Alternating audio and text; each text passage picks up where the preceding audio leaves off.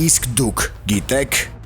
1929 թվականի հուլիսի 11-ին ԽՍՀՄ ժողովրդական կոմիսարների խորհուրդն ընդունեց քրեակատարյալ բանտարկյալների աշխատանքի օգտագործման մասին բանաձևը, համաձայն որի բոլոր դատապարտյալները, ովքեր ունեն 3 տարի կամ ավել դատապարտման ժամկետ, փոխանցվելու են հարկադիր աշխատանքային ճամբարների գրասենյակ, ապա տեղափոխվելու են Գուլագ իրենց պատիժը կրելու։ Մինչ Գուլագի կազմավորումը դրա փոխարեն խորհրդային Ռուսաստանում գործում էին հարկադիր աշխատանքների գլխավոր վարչությունն ու արդարադատության ժողովրդական կոմիսարիատը, որոնք գործում էին խորհրդային Ռուսաստանի ներքին գործերի ժողովրդական կոմիսարիատին առընթեր։ Սակայն 1929 թվականին ԽՍՀՄ քաղբյուրոն սկսեց ձևավորել նոր եւ ինքնուրույն ճամբարային կալանավայրեր, որոնք պետք է փոխարինեին խորհրդային միության տարածքում գտնվող բոլոր բանտերին։ Գուլագ այսպես էր այն դժոխքի անունը, ուր պիտի իրենց պատիժը կրեին ցմահ դատապարտյալները եւ բոլոր նրանք, ում 3 եւ ավել տարի ազատազրկման էին դատապարտել։ Դրանց թվում կային նաեւ բազմաթիվ հայեր, որոնցից շատերը դարձել էին խորհրդային միության եւ հատկապես խորհրդային Հայաստանի կոմունիստական իշխանությունների բռնաճնշումների զոհը։ Ավելի կարճ ժամկետով ազատազրկման դատապարտված անձինք պետք է մնան բանտային համակարգում։ Ճամբարների ստեղծման նպատակը սովետական միությունում հեռավոր եւ անբարենպաստ հողերը գաղութացնելու համար պատիժներ կրող անձանց աշխատուժն էր։ Գյուղատնտեսության հարկադիր կոլեկտիվացումը հանգեցրեց գյուղացիների բռնաճնշումների, հատկապես նրանց մեծահարուստ շերտի կուլակների շրջանում։ Գուլագ էին տեղափոխվում նաեւ նրանք, ովքեր դեմ էին կամ կասկածվում էին խորհրդային կառավարությունից դժգոհ լինելու մեջ։ Դա հանգեցրեց նրան, որ առաջին 4 ամիսների ընթացքում 60,000 մարդ ուղարկվեց ճամբարներ։ Պայմաններն այնտեղ սարսափելի էին, բռնավորներն ունեին սահմանափակ իրավունքներ եւ կատարում էին չարքաշ աշխատանքներ։ Շատ հաճախ թերսնման եւ ֆիզիկական աշխատանքների ծանրության զուգադրմամբ նրանք չէին դիմանում եւ մահանում էին։ Սա իսկական փորձություն էր սովետական քաղաքացու համար, քանի որ շատ հաճախ մի ավել ասված հակախորհրդային խոսքը կարող էր լինել վճռորոշ եւ մարդը հայտնվեր այս դժոխքում։ Սա իսկական դիկտատուրա էր, մի զսպող մահվան մեքենա, ուր մարդը կարող էր հայտնվել սեփական դիրքորոշումների պատճառով, մինչդեռ իրականում նա որևէ քրեածին արարք չէր գործել։ Այսպես, այսօր ձեր ուշադրությանն եմ ներկայացնելու Գուլագի դժոխքով անցած մի կալանավորի օրագիրը, որտեղ շատ մանրակրկիտ նկարագրվում են դժոխային պատկերներ, անմարդկային պայմաններում մարդու պայքար, գոյատևման, ապրելու, տուն վերադառնալու անմար հույսի մի պատմություն։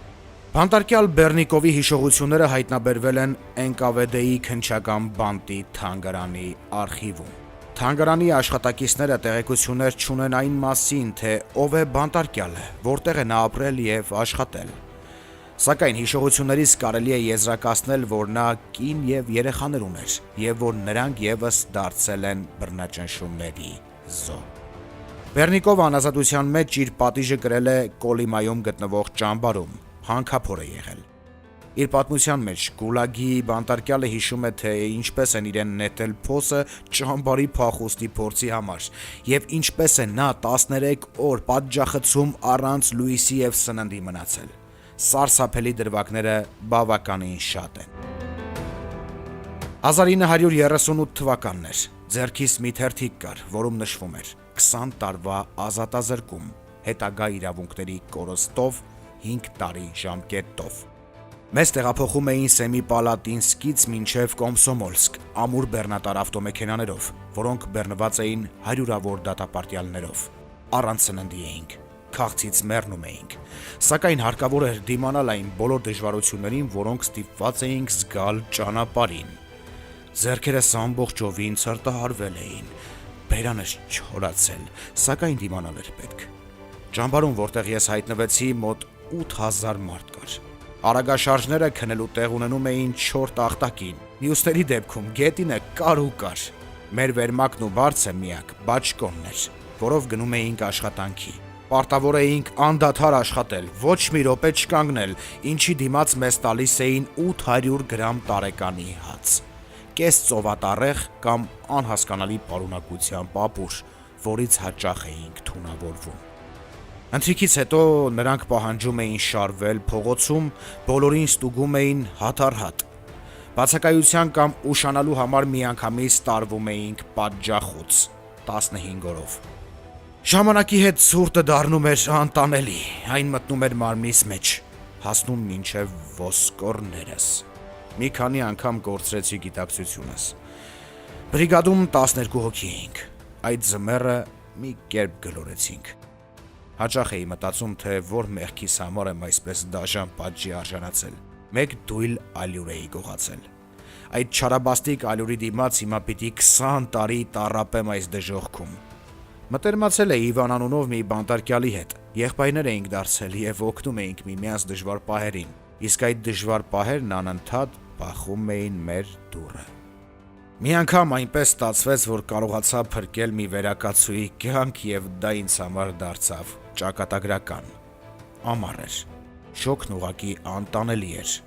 Մոծակներն էլ հանգիստ չէին տալիս։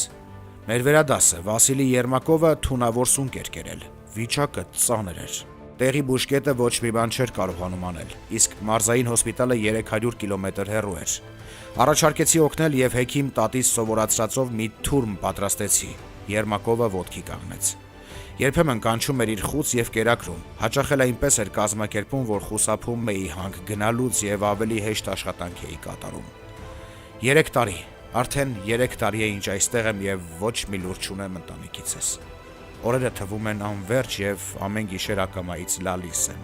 բարձր ձայնով լալիս, ուժերս սպառվում են։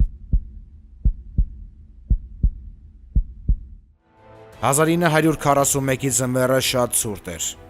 Երկար մտածելուց հետո ես ու Վանյան ընկերս որոշեցինք ամեն գնով դուրս պրծնել այս դժոխքից։ Նախորոք պահեստավորված սնունդը, մի քանի դանակ, ճոպան ու էլի մի քանի բան վերցնելով գիշերը դուրս եկանք ճամբարից։ 200 կիլոմետր տայգայով պիտի անցնեինք, որպեսզի հասնեինք մոտակա գյուղերին։ 200 կիլոմետր ձյունածածկ անտառ, գիշատիչ գազաններ, սառնամանիք, ձյունամրրիկ։ Մենք վճռական էինք։ Գիշերը պիտի անդադար քայլեինք, որպեսզի երբ հայտնաբերվեր, որ փախել ենք, ճամբարից բավականին հեռու լինեինք։ Ձյուն, անverջ ձյուն։ Ճանապարհը գրեթե անանցանելի էր։ Առավոտյան լուսաբացից մի փոքր հետո շների հաչոց լսեցինք եւ կրակոցներ։ Մեզ էին փնտրում։ Թաքնվեցինք անտառում։ Հանկարծ ոտնաձայներ լսվեցին շատ մոտիկից, քթներիս տակ։ Գլուխս թաքստոցից հանեցի եւ տեսա։ Վասիլի Երմակովն էր, իմ պացիենտը։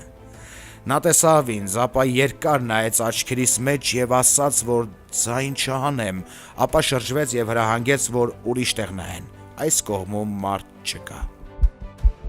Սիրտս ուզում էր դուրս թռչել։ Ես անսահման երջանիկ էի, սա մի հնարավորություն էր, որի մասին անգամ երազել չէի կարող։ Մի քանի ժամ անց ես ու Իվանը կրկին ճանապարհ ընկանք։ Մեզ հաջողվեց փախչել գուլագից, բայց այնտեղ մնացին հազարավոր տղաներ, ում ճակատագրերը մեզ անհայտ էին։ Այդ օրվանից անցել է 20 տարի։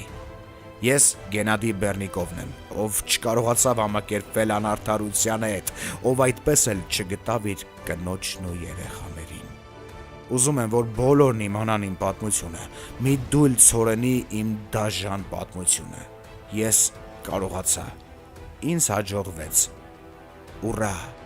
Գենադի Բեռնիկովի մասին տեղեկություններ գտնել այդպես էլ չի հաջողվել։ Գուցե նա հետագայում փոխել է անունը, սակայն այս մարդը ուժեղ տեսակ էր։ Մարդ, ով ելք գտավ իր անձի նկատմամբ արդարությունը վերականգնելու։ Քանի որ մի դույլ ցորենի համար 20 տարի տառապել գուլագում իսկապես որ անմարդկային որոշում էր։ Նման պայքարող մարդկանց պատմություններով հարուստ է 20-րդ դարը, ովքեր որևէ կերպ չեն հանձնվել, պայքարել են եւ հաղթել։ Բարեկամներ, նկարագրություններ բաժնում կդնեմ ֆիլմի անունը գուլագի մասին պատմող հրաշալի ֆիլմ է։ Անպայման դիտեք այն եւ կիսվեք ձեր տպավորություններով։ Խաղաղություն բոլորիս։ Մինչ հանդիպում։